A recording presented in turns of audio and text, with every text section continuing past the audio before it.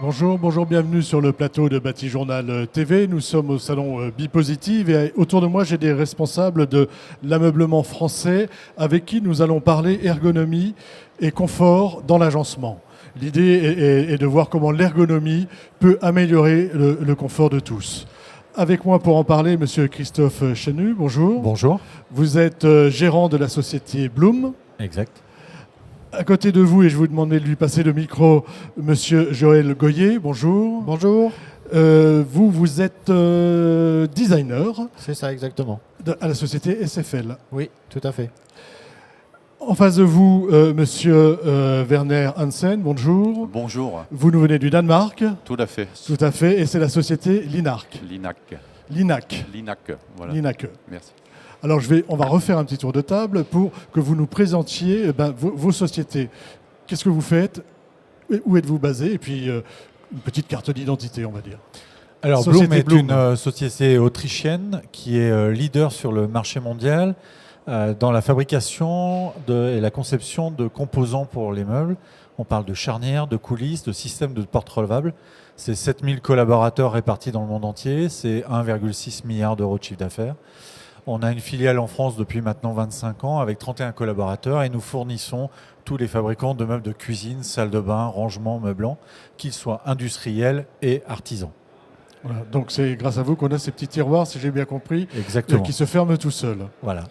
Alors je vais vous demander de passer le micro à votre voisin. SFL, Donc SFL, c'est une société basée à Saint-Raphaël dans le sud de la France qui développe, conçoit et fabrique des éclairages et des blocs prises destinés principalement au marché français et au marché aussi européen.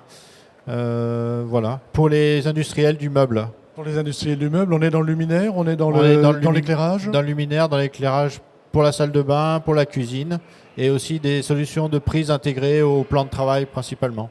Combien de personnes? On est une quarantaine de personnes dans le groupe.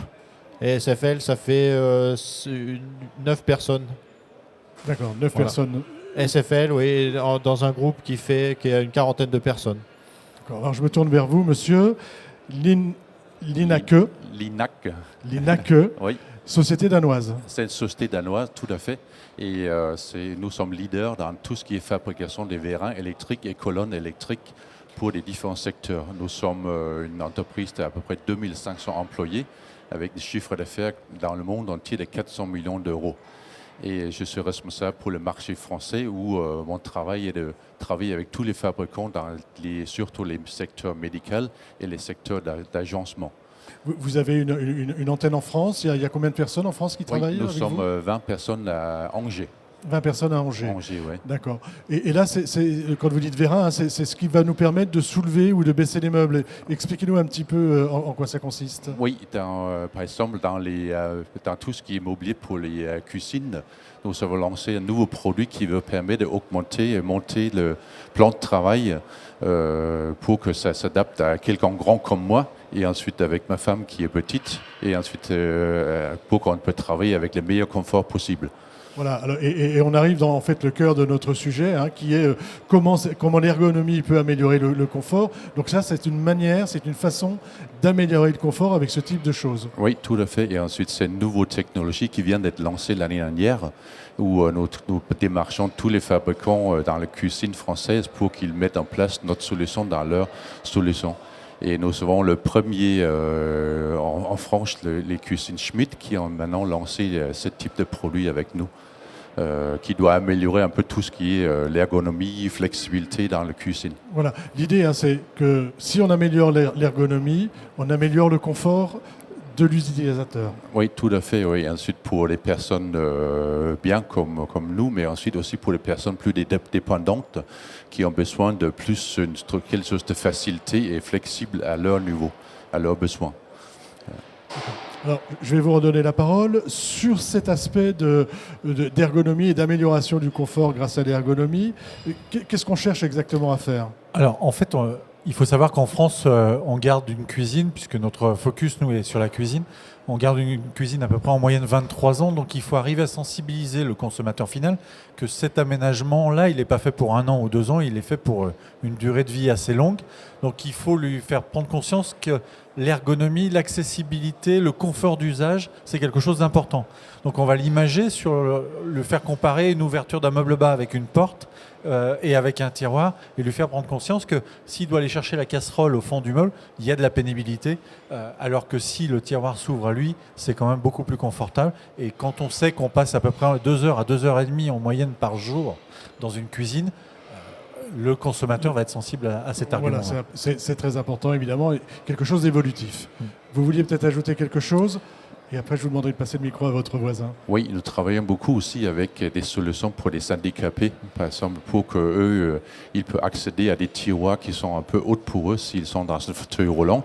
Ça peut être difficile d'accéder à des assiettes, des tasses et tout dans les armoires. Avec nos systèmes de motorisation, il peut pousser un bouton et électriquement, ça va abaisser les hauteurs de ces armoires et il peut plus facilement accéder à tous les outils dans la cuisine. L'idée, c'est de rendre accessible. Voilà, c'est rendre accessible, Voilà. tout Et à si fait. on rend accessible, on a plus de confort. Oui, il y a plus de confort pour les personnes. Alors, on va partir sur le luminaire, sur la lumière, sur l'éclairage. Là aussi, on peut parler enfin, vous êtes designer, donc. Hein, donc, est-ce qu'on peut parler d'ergonomie de l'éclairage, d'ergonomie de la lumière? Oui, on peut parler d'ergonomie dans la lumière parce que c'est le confort visuel aussi, c'est-à-dire bien éclairer, ça peut être bien éclairer une pièce, bien éclairer un objet pour que l'utilisateur ne soit pas ébloui et que par exemple dans la salle de bain, puisque c'est un domaine dans lequel on travaille beaucoup, quand une femme se maquille le matin, il faut que son maquillage ressemble à ce qui va être à l'extérieur. Donc c'est pour ça que la LED avec des bons indices de rendu des couleurs permet cela. Donc ça, c'est ce que vous proposez pour améliorer le confort de la personne. Mais souvent, c'est pas un peu le parent pauvre, finalement, l'éclairage dans ces espaces, dans la cuisine, dans la salle de bain? C'est vrai que certains industriels le traitent un peu on va dire à la dernière minute, mais ça permet quand même de mettre en valeur ou de mettre en exergue certains matériaux, faire ressortir certaines choses qui sont quand même importantes. On voit bien par exemple dans les bâtiments ou dans tout ce qui est éclairage public que l'éclairage participe à la mise en valeur de l'architecture, surtout la nuit. Donc par exemple l'éclairage peut la nuit dans une maison guider la personne si elle ne veut pas éclairer toute la pièce par un chemin lumineux par exemple. Ça peut être une aide aussi pour les personnes d'un certain âge de trouver facilement une poignée de porte, etc. dans la maison. Ça, c'est des choses que vous travaillez, par exemple, dans les maisons de retraite, hein, je crois. Exactement, ou dans l'habitat senior en général. Ça peut être un habitat particulier et ça peut aider les gens à faciliter leur déplacement dans la maison, par exemple. Donc ça, c'est le premier aspect, amélioration du confort. Vous voulez ajouter quelque chose?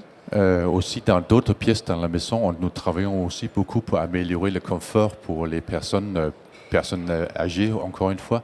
Par exemple, dans les chambres où beaucoup de gens aiment bien les lits très basses, mais quand ils sont plus âgés, c'est difficile de sortir du lit.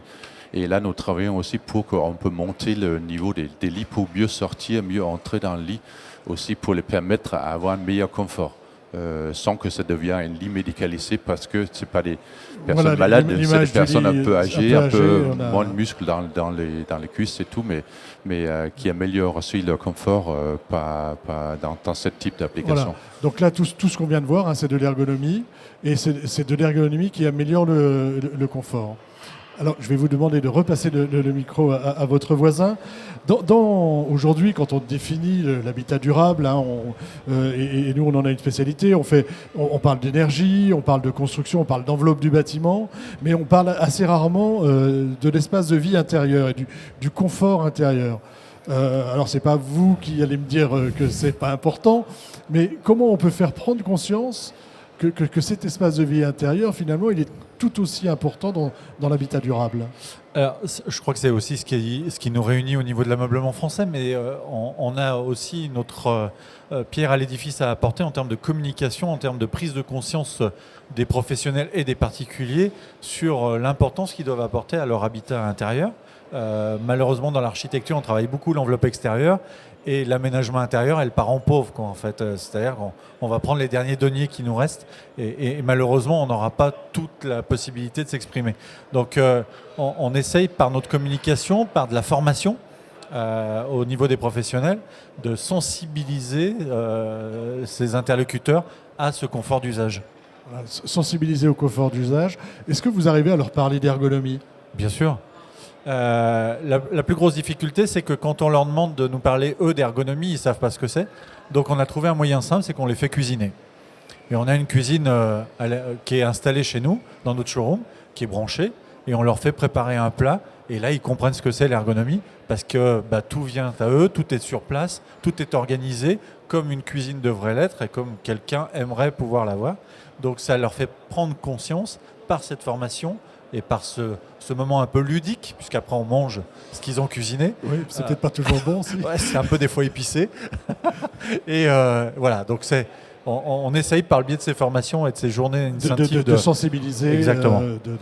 Sur cet aspect confort, on va dire, développement durable, un bâtiment durable, et sur cet aspect confort, comment l'éclairage peut participer à cette amélioration du confort et d'un confort durable. Déjà, vous êtes quand même plus proche des économies d'énergie, finalement. Oui, tout à fait, parce que en fait, la source LED est quand même une source qui est beaucoup plus durable que n'était l'incandescent ou l'halogène. On parle d'un rapport de 1 à 10 ou 1 à 20 en termes de durée de vie. Et en termes de consommation énergétique, le rapport il est de au moins 4. Donc, et on sait que dans la durée de vie du produit, de sa conception à sa fabrication, la partie la plus impactante au niveau consommation énergétique, c'est la source en elle-même. Donc c'est vrai qu'en changeant de source, on a un produit qui est beaucoup mieux au niveau de l'habitat durable. Voilà. Mais est-ce que vous faites des formations aussi, ou en tout cas, est-ce que vous informez ? Parce que c'est pas facile la LED, chez soi. On change ses lampes à incandescence, on change ses halogènes, mais on a du mal parfois à retrouver un confort d'utilisation. Comment on conseille les gens par rapport à ça ?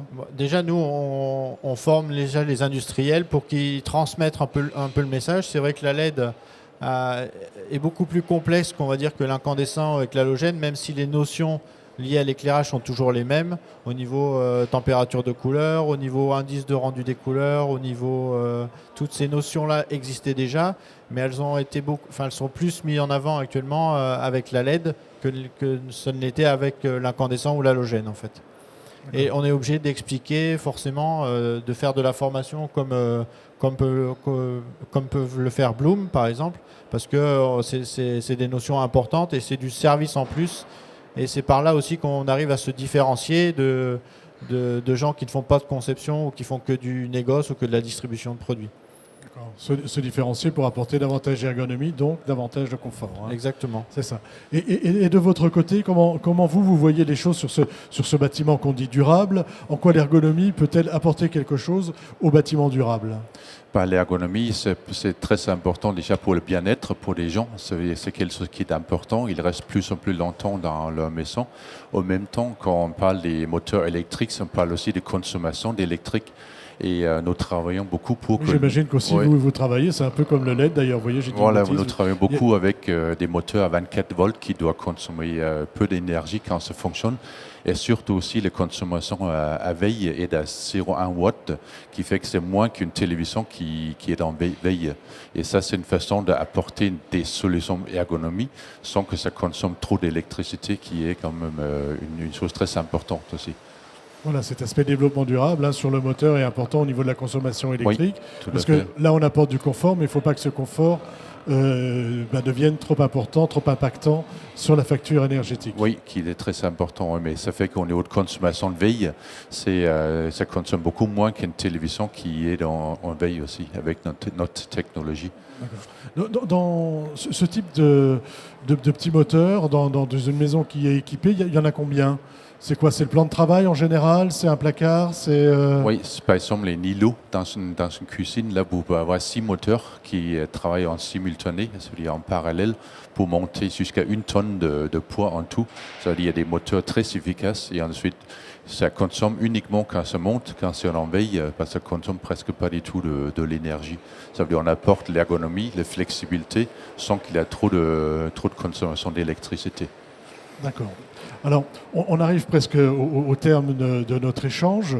Ce qui serait pas mal, c'est de nous dire aujourd'hui comment on pourra aller demain plus loin dans cet aspect confort et ergonomie, ou ergonomie et confort. Sur quel type par exemple, sur quel type de produit vous travaillez aujourd'hui pour aller encore un peu plus loin? On fait beaucoup d'observations chez les consommateurs finaux. C'est-à-dire qu'on va chez eux, on réalise des films, ils préparent le déjeuner, ils préparent le dîner, ils vont vider la vaisselle, ils vont faire ce qu'on appelle le remplissage des courses. J'arrive avec mes sacs, qu'est-ce qui se passe? Et de ces films-là, on en réalise à peu près une centaine par an, on en tire un certain nombre d'enseignements qui vont nous servir pour nos évolutions, nos innovations. Vous observez un petit peu le comportement Exactement. de chacun pour apporter des solutions personnalisées, personnalisées ou pas, peut-être pour les différents marchés pour les sur différents lesquels marchés. nous sommes présents. Un petit exemple, par exemple, sur le fait de ranger mes courses. Alors si aujourd'hui, par exemple, on a la totalité des cuisines en France qui sont équipées de tiroirs à sortie totale, c'est parce qu'on a observé qu'à chaque fois que le consommateur ouvrait son tiroir, il restait une partie à l'intérieur du meuble et en termes d'accessibilité, il avait besoin d'aller chercher ce qu'il y avait au fond. Donc il était obligé d'enlever ce qu'il y avait devant pour aller chercher derrière. Donc de là, on a eu l'idée et on a commercialisé en 1995 une coulisse à sortie totale. C'était une révolution, c'était la guerre du Golfe à l'époque. Enfin, tout le monde n'avait plus d'argent. Enfin, c'était un peu compliqué. Et donc, on a. Il y a eu pire depuis. Hein, il y a eu des limites. Ouais. Et donc, on a amené ce produit sur le marché. Et aujourd'hui, que vous achetiez une cuisine à 1 500 € ou à 150 000 €, vous avez des tiroirs à sortie totale. Donc après, l'évolution. L'évolution, je pense que. Avant de parler d'évolution, il faut être déjà sûr que tout ce qu'on a déjà fait soit bien mis en place et serve et soit utile. Toujours dans cette notion d'ergonomie et que le de consommateur confort. ait la connaissance de tout ça. Donc ça va être notre rôle de formation, d'information au niveau des professionnels pour que le consommateur final puisse en bénéficier au maximum. Dire, moi j'ai envie de ce tiroir qui va jusqu'au bout, enfin qui sort complètement. Ouais. Okay. Sur ces évolutions, justement, sur comment chez vous les choses évoluent et qu'est-ce que vous cherchez à développer actuellement pour encore améliorer l'ergonomie et le confort d'usage? Voilà, la grosse différence entre la LED et les précédentes sources d'éclairage, c'est que la LED, c'est une partie électronique. Donc ça peut apporter beaucoup d'évolution, c'est-à-dire qu'on peut la piloter, on peut lui faire des choses qu'on ne pouvait pas faire avant. Et on peut aussi, c'est une source qui ne chauffe très peu, donc on peut la positionner dans des endroits proches du meuble ou dans des petits espaces pour amener de la sécurité, par exemple. Pourquoi pas transmettre de l'information, enfin apporter d'autres choses qu'on ne pouvait pas faire avant. Sur la connectivité en fait avec d'autres produits. Enfin. D'accord. Ça c'est des pistes que vous cherchez ou c'est déjà en place? Ça, c'est des pistes sur lesquelles on travaille pour le futur, en fait. Voilà. Alors, même question. Comment, dans le futur, sur quelle recherche faites-vous aujourd'hui pour encore améliorer ce confort d'utilisation et l'ergonomie dans les espaces de vie? Nous avons commencé en Scandinavie depuis déjà des années de travailler beaucoup avec l'ergonomie. On est au poste de travail dans des entreprises où presque tout le monde a maintenant un bureau réglable en hauteur pour travailler. Ça veut dire qu'on peut alterner le travail assis et debout. Et ensuite, ça, c'est une tendance qui arrive aussi maintenant dans les maisons, dans les pays scandinaves, l'Allemagne et la Suisse, où surtout la cuisine est une priorité pour beaucoup de personnes. C'est aussi quelque chose qui commence en France, mais en France, nous avons une grande culture où on se demande est-ce qu'on veut investir dans l'ergonomie ou pas. Nous voyons, compris avec nos collègues dans les autres pays, que nous sommes un petit peu en retard, mais il y a une tendance vraiment d'y aller. Voilà, il y a la tendance d'y aller, mais on n'y est pas encore tout à fait. Par exemple, sur cet aspect bureau qui, Oui. aujourd'hui, je pense que ça n'existe pas en France. Oui, ça existe beaucoup en France. Ça existe oui, beaucoup oui, en France. oui, c'est. J'ai pas dû aller dans ces bureaux-là. Non, mais c'est surtout dans les grandes entreprises, vous savez, Voilà. des assureurs, des banques et tout, où ça arrive en D'accord, c'est quand même des choses qui arrivent. Oui, et c'est tout à fait. Oui, des tout à choses qu'on fait. prend en compte. Oui, oui, tout à fait. Et ensuite, si vous voyez tous les médias parlent beaucoup de la nouvelle, Les nouvelles manières de travailler. oui, manière de travailler, mais aussi le danger avec si on est trop assis. Le sédentarisme n'est pas bon pour la santé. C'est important de bouger, c'est important d'alterner sur le travail, mais aussi à la maison. Et nous voyons cette tendance arriver, mais en France, si on prend par exemple les agenceurs, ça sort un peu de leur zone de confort. C'est-à-dire c'est quelque chose de nouveau pour eux. Et ensuite, il y a beaucoup de pédagogie à faire de Voilà, notre il y a de la part pédagogie pour à les faire apprendre auprès des agenceurs. comment intégrer ça dans des solutions ici en France. Ben merci, ce sera le mot de la fin. Merci d'être venu Merci. autour de cette table, de nous parler d'ergonomie et de confort des agencements. Cette vidéo sera visible bien sûr sur le site de Batijournal TV et je vous invite à aller la regarder si vous n'avez pas, si vous voulez aller un peu plus loin. C'est aussi la dernière vidéo de ce salon Bipositive qui s'achève et je voulais remercier l'équipe technique qui est avec moi. Donc Oriane, d'abord Oriane, excuse-moi Jonathan. Oriane qui a préparé, qui s'est occupé de toute la partie production et je lui remercie. C'est toujours aussi bien, donc on fait un bon binôme, je trouve. Et puis Jonathan, qui est le meilleur réalisateur presque de tous ces plateaux. Merci beaucoup. À bientôt sur Batijournal TV.